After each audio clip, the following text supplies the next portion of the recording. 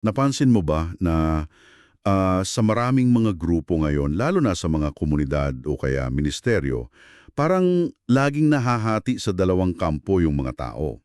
Oo, yung tipong kailangan mong pumili kung saan ka kabilang, 'di ba? Mismo, nariyan yung mga tinatawag nating tagapagsalita. Sila yung mga taong nakafocus talaga ng husto sa pagturo ng katotohanan, sa mga aral, yung nagpapaliwanag ng teolohiya. Yung mga tagasalita kumbaga, Tama. Tapos sa kabilang dulo naman, andyan yung mga tagagawa. Sila naman yung mga nakatutok sa pagtugon sa mga pisikal na pangangailangan, katulad ng pagpapakain sa nagugutom, pag-alaga sa may sakit, ganyan. At kadalasan parang naglalaban pa yung dalawang grupong ito eh. totoong-totoo yan. Kasi the way it's framed, parang hinihingi ng sitwasyon na mamili ka lang ng isang panig. Kung nasa grupo ka ng mga tagapagsalita, madalas tinitingnan mo yung kabilang grupo ng may konting pagdududa. Parang may judgment, no? Oo, exactly. Parang iisipin mo na, naku, nakalimutan na nila yung pinakamahalagang mensahe. Kasi masyado na silang abala sa pag-aayos ng mga physical na problema. Napiling nila, mas mahalaga yung kaligtasan ng kaluluwa kesa sa kapawan. Tapos, sa kabilang panig naman, iisipin nila, anong saysay ng mga magagandang salita mo kung kumakalam naman yung sikmura ng taong kinakausap mo. 'Di ba? At yan yung mismong ugat na pag-uusapan natin sa ating malalimang pagsusuri ngayon. Nakalatag sa harapan natin ang mga sipi mula sa isang masinsinang pag-aaral tungkol sa evangelism, social action at saka holistic mission. Medyo mabigat, pakinggan, pero napaka-practical niyan. Sobra. Kaya ang mission natin ngayon ay basagin yung maling akala na ang pagpapahayag ng mensahe o evangelism at yung gawaing panlipunan o social action ay dalawang magkaaway na konsepto. Hindi sila magkalaban dapat. Oras sa feeding program sa barangay o kaya mausisa ka lang kung paano ba talaga nag-iiwan ng marka ang isang mensahe? Ipapakita ng talakayang ito na ang tunay na misyon ay ang tapat na pagsasanib ng salita at gawa. Kasi the reality is, kapag tinignan natin yung history at yung mga original na teksto, hindi talaga sila ginawang magkahiwalay. Kapag pinilit nating paghiwalayan yung salita at gawa, hindi lang tayo nawawalan ng balanse Nawawalan tayo ng kapangyarihan at kredibilidad. Nagiging pilay yung misyon. Oo, pilay talaga. Okay, himayin natin ito. Bago tayo pumunta sa kung paano ba talaga dapat ginagawa ito in real life, gusto ko munang maintindihan kung saan ba nanggaling yung hidwaan na ito. Sige, sige. Kung hindi naman kasi ito pinaghiwalay nung simula, bakit ang instinct nating mga tao ay mag-specialize at pumili lang ng isang side? Ayon sa mga sanggunian natin, ang paghihiwalay na ito ay madalas dulot ng isang napakalakas na emosyon at ito ay ang takot. Kung iuugnay natin ito sa mas malaking larawan, ang takot ay talagang nagpapaliit ng pananaw natin. Diyan nag-uumpisa yung pagbabakod. Sa isang banda, may takot yung isang grupo na kapag masyado silang nang focus sa social action, baka tuluyan nilang makalimutan yung espiritual na mensahe. Baka maging puro rally na lang o aktivismo. Mismo, na baka maging isa na lang silang ordinaryong NGO, tapos yung mensahe ng kaligtasan ay matabunan na lang ng mga panawagan para sa reforma. Kakatakutan nila yon. Tapos sa kabilang banda naman, may takot din yung kabilang grupo na kapag puro evangelism lang, magmumukhaang mapanlin lang o walang pakialam sa tunay na pagdurusa ng tao. Makes sense. Tapos bukod sa takot na yan, naiisip ko rin yung binanggit sa tala natin tungkol sa issue ng measurement o kung paano natin sinusukat yung tagumpay. Tayong mga tao kasi lalo na ngayon, hilig natin sa spreadsheets at reports, di ba? Oo, lahat kailangan may data, may numbers. Oo, para sa mga organisasyon, ang dali kasing bilangin kung ilang tao yung umattend sa isang seminar o kaya ilang sako ng bigas yung naipamigay mo after ng bagyo. Madaling i-report sa mga sponsors yun Eksakto, ilang bahay ang naitayo. Pero paano mo susukatin yung lalim ng espiritual na pagbabago sa puso ng isang tao? Hindi mo may lalagay sa pie chart yun 'Di ba? Paano mo lalagyan ng numero yung naibalik na dignidad ng isang ina? Kasi nga, ang hirap sukatin ng mga panloob na pagbabagong ito, yung mga grupo unti-unting pumapabor doon sa kung ano yung mabilis at madaling ilagay sa taunang report nila. At dyan na pumapasok yung tinatawag na specialization. Dahil gusto natin ng mabilis at organisado, hinahati natin yung misyon sa iba't ibang departamento. So may team kayo para sa pangangaral, tapos may hiwalay na team para sa pamimigay ng tulong. Corporate na corporate yung galawan. Oo, parang naging opisina na. At ang babala sa teksto natin, nagsisimula yung problema kapag itong istruktura ng organisasyon ay nagiging teolohiya na rin nila. Nakakalimutan nila na sa halimbawa mismo ni Jesus at nung early church, magkasalikop talaga ito. Parang yung example from the early church na binanggit sa Acts, di ba? Oh, yung sa Acts 6, magandang halimbawa yon. Nagkaroon sila ng issue sa pamimigay ng pagkain sa mga byuda. May mga napapabayaan kasi iba-iba yung kultura. Ngayon, hindi ito binaliwala ng mga apostol na parang sasabihin nilang, ay social issue lang yan. Huwag nyo kaming istorbohin sa pananalangin namin. Hindi sila nagsabi ng not our department. Exactly. Inayos nila ng may malalim na karunungan, pumili sila ng mga taong puspos ng espiritu para pamahalaan yung pagkain. Ipinakita nila na yung pamimigay ng pagkain ay sagrado rin. Kaya naisip ko tuloy yung sistema sa healthcare. Isipin mo, pumunta ka sa ospital, hindi mo pwedeng gamutin lang yung isip ng pasyente. Tapos, nakikita mong nagdudurugo yung katawan niya sa harap mo. Oo nga hayaan mong maubusan ng dugo habang kinakausap mo. Diba? Sasabihin mo ba na kakausapin lang kita tungkol sa trauma mo, bahala na yung kabilang department dyan sa sugat mo, o kaya baliktad. Tatahin mo yung sugat, pero hahayaan mo siyang tuluyang masira yung isip dahil sa trauma ng aksidente. Hindi uubra Kailangan sabay. Sabay talaga. At the root of it, ang ugat ng paghihiwalay na ito ay nakalimutan na natin kung ano ba talaga yung kabuuan ng mensahe. Kadalasan kasi iniisip natin na para lang sa kabilang buhay yung ebanghelyo. Na parang waiting game lang habang nandito sa lupa. Oo, para bang ang tao ay espiritu lang na nagkatawang tao at naghihintay makawala, pero hindi. Ang tao ay buo. May katawan, may isip, may emosyon. Kapag nakalimutan natin na sakop ng misyon ang buong tao, diyan tayo nagsisimulang mamili kung aling part lang yung tutulungan natin. Yan yung nagpapabago ng pananaw Kasi kung pipili lang tayo ng isang part, papasok tayo sa mga panganib na inilalatag ng pag-aaral. Tingnan natin yung unang senaryo. Ano ba talaga nangyayari kapag pinili natin yung salita pero kinalimutan natin yung gawa? Ang tawag dyan sa source natin ay evangelism without compassion. Mensaheng walang malasakit. Tama. Ang unang epekto niya, nagiging hollow or hunggak yung mensahe mo. Halimbawa na binigay dyan, yung sinabi ni Santiago sa Biblia. Sabi niya, kung nakita mong walang damit at nagugutom yung kapatid mo, tapos sasabihin mo lang na pagpalain ka, magpakabusog ka. Thoughts and prayers, ganon. Oo, thoughts and prayers. Pero wala ka namang binigay na tulong. Anong silbi nun? Patay yung ganitong pananampalataya. Ingay lang na lumulutang sa hangin yung mga salita mo kasi walang katotohanang nakikita yung taong naghihirap. At may isa pang point dyan na masakit mang pakinggan. Pero totoo, nagiging mapanlin lang daw ito o manipulative. Oo, naku, totoo yan. Parang yung mga tao nagiging projects na lang natin. Tipong kakausapin kita, isi-share ko sa iyo yung mensahe, hindi dahil may pakialam talaga ako sa iyo, kundi kasi kailangan kong may mailagay sa quota o sa report ko. Na merong kang na-convert. Yes. Imbis na ituring natin silang kapwa-tao o image bearer na kawangis ng Diyos, nagiging numero na lang sila sa statistics natin. At ang pinakamabigat na consequence dyan, sinisira mo yung mismong imahe ni Kristo. Hindi siya sumigaw ng mga utos mula sa ulap para sabihing ito ang dapat ninyong paniwalaan. Bumaba siya, pumasok siya sa magulo at masakit na mundo natin. Umawak pa siya ng mga kitongin. Umawak ng kitongin, nagpakain ng libu-libong gutom.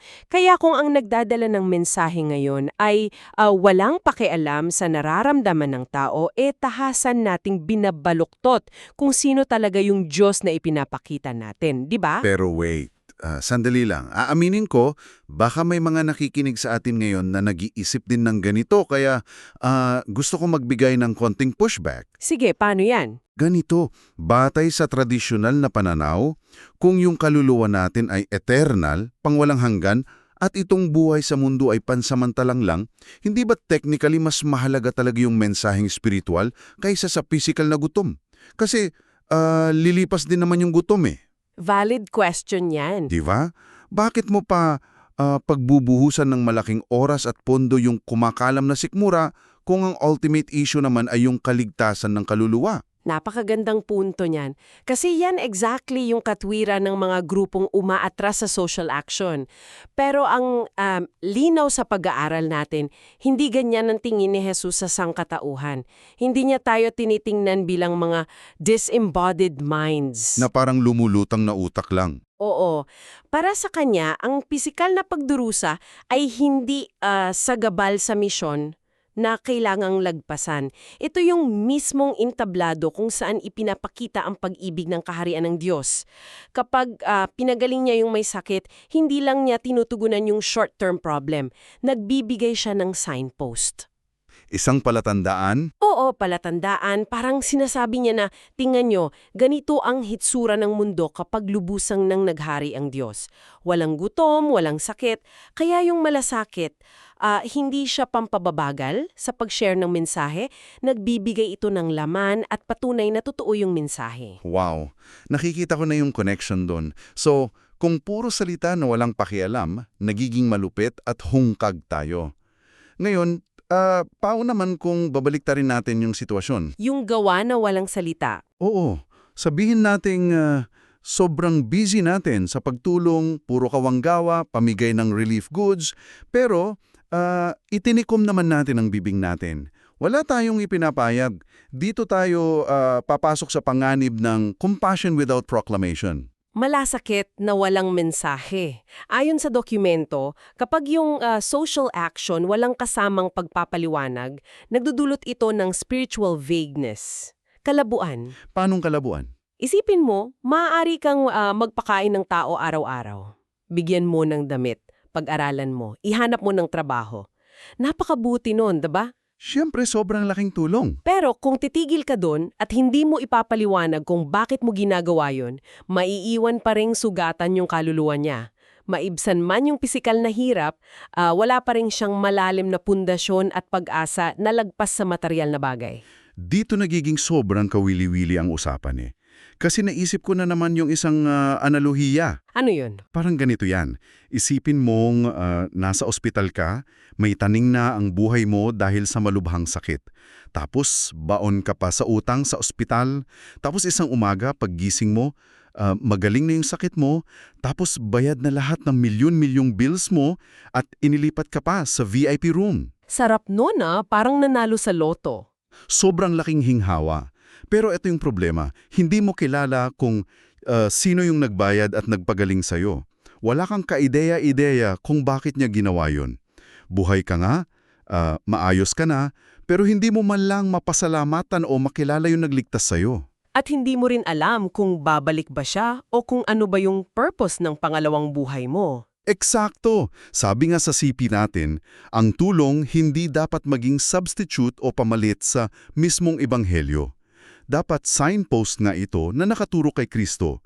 Binanggit pa nga sa Acts chapter 3 nung pinagaling ni na Pedro at Juan yung pilay sa templo, di ba? Attention dun sa himala para malinaw na ipahayag yung pangalan ni Jesus. Pero eto ngayon ang malaking hamon dyan. Paano ba natin maipaparating yung mensahe nang hindi nagmumukhang may strings attached yung tulong natin? Ayon, yan yung lagi nilang iniiwasan eh. Di ba? Yung maiwasan natin na parang, eto, 2 kilong bigas.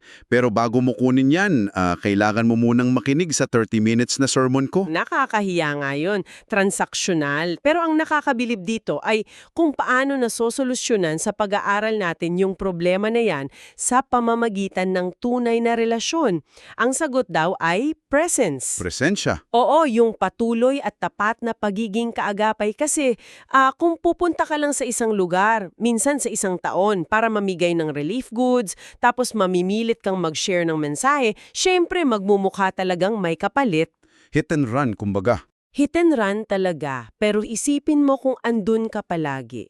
Kilala mo yung pangalan nila, alam mo kung sino sa mga anak nila yung may higa, nakikinig ka sa mga kwento nila nang hindi ka nagmamadaling umalis. Sa prosesong yun, nakakabuo ka ng tiwala. At kapag may tiwala, yung pag-uusap ninyo tungkol sa pag-asa at sa Diyos ay nagiging napaka-natural na lang. Hindi siya pilit. Hindi. Hindi manipulasyon. Sharing of life na siya. So lumalabas na kapag mapanganib at kulang talaga kung pipili lang tayo ng isa. Salitang walang gawa ay malupit, gawang walang salita ay malabo. Ang solusyon na binibigay sa atin ay ang holistic mission. Pero paano ba ito ginagawa sa totoong buhay na hindi ka maboburnout? Kasi ang hirap namang gawin lahat, di ba? Lalo kung konti lang kayo sa grupo. Diyan marami ang nagkakamali at mabilis mapagod. Iniisip nila na ang balanse ay parating 50-50 na hati ng oras at pera. Hindi uniformity ang holistic mission. Hindi siya isang hulmahan na pwede sa lahat ng context. Depende sa sitwasyon. Depende talaga, halimbawa sa isang disaster zone. Pagkatapos ng bagyo, inanod yung bahay, gutom ang mamatao, ang unang hakbang doon, hindi yung pagtayo sa ibabaw ng mga guho para mangaral. Medyo tone-deaf na. Sobrang tone-deaf. Ang lohikal at mapagmahal na sagot doon ay tahimik na tulong muna. Bigyan mo ng tubig, pagkain, gamot, at ipadama mong andun kayo para sa kanila. Pero, on the flip side, isipin mo naman ang isang maunlad na lugar. Tulad ng isang komportabling subdivision na nakukuha ng mga tao lahat ng gusto nila. Stable suburb, kumbaga. Para magising sila sa ilusyon na kontrolado nila lahat at hindi nila kailangan ng Diyos. Tapos sa loob ng kulungan o sa community ng mga refugees, ibang diskarte din. Kaya ano ba talaga ang ibig sabihin nito para sa'yo na nakikinig? Baka miyembro ka lang ng isang maliit at walang pondong samahan sa barangay ninyo. Tapos iniisip mo, konti lang kami, wala kaming budget para magpatayo ng ospital o magpakain ng isang buong komunidad. Paano namin magagawa itong holistic mission? Ang magandang balita dyan, hindi ninyo kailangan gawin lahat at lalong hindi nyo kailangan ng milyon-milyong pondo.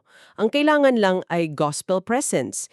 Ibig sabihin, ordinaryo at patuloy na pagpapakita ng grasya sa maliliit na bagay. Kahit simple lang. Oo, tingnan mo si Jesus. Meron siyang holy flexibility. Yung Jesus na nagpalayas dun sa mga mapagsamantalang mamimili sa templo dahil galit siya sa inhustisya. Siya rin yung Jesus na sobrang lumanay na yumakap sa mga bata, 'di ba? Hindi pare-pareho yung tugon niya. Nakikibagay siya kung ano ang kailangan ng tao sa sandaling iyon.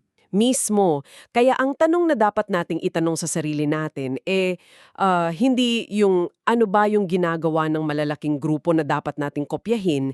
Ang dapat nating itanong ay, ano ang hinihingi ng pag-ibig sa sitwasyong ito?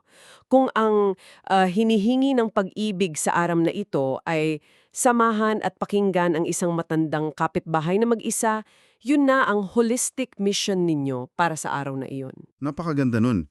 Pero paano kung naintindihan na natin yung konteksto natin, nakakatulang na tayo, paano natin sisiguraduhin na yung pagtulong natin ay hindi lang natatapos sa simpleng pag-ahon sa krisis, yung tipong relief lang. Kasi madaling mamigay, pero ang hirap baguhin ng buhay ng tao, di ba? Yan yung sinasabi nilang paglipat mula sa awa tungo sa discipleship. Diyan umiikot ang critical na bahagi ng source natin. Ang pagtulungan kasi ay pintuan lamang, hindi yan ang finish line. Ang dulo talaga ay dapat mauli sa malalim na pagbabago. May magagandang practical examples doon sa talata natin. Tulad nung sa tutoring program sa isang mahirap na komunidad. Oo, paborito ko yung example na yon. Ipinaliwanag doon na hindi lang ginagawa ang tutoring para tumaas ang grades ng bata sa math o sa reading.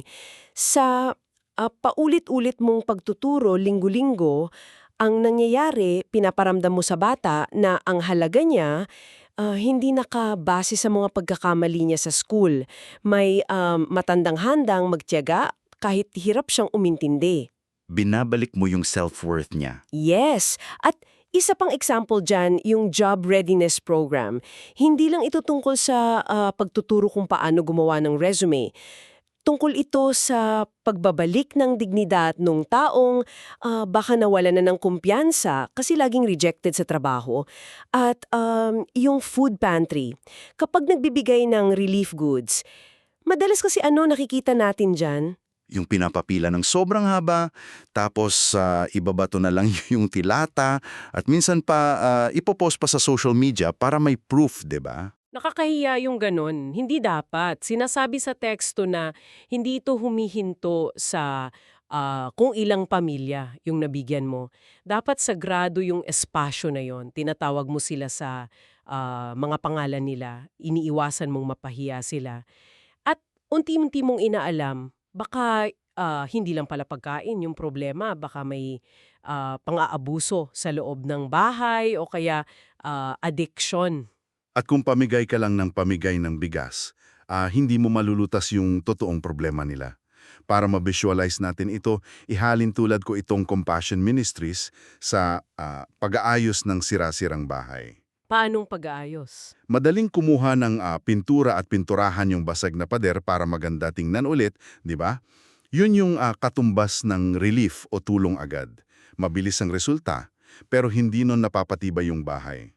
Ang discipleship, yan yung mahirap na proseso ng pagbaba at paghukay doon sa ilalim para ayusin yung mismong pundasyon, yung pagkatao at dignidad ng tao. Mahabang proseso yun.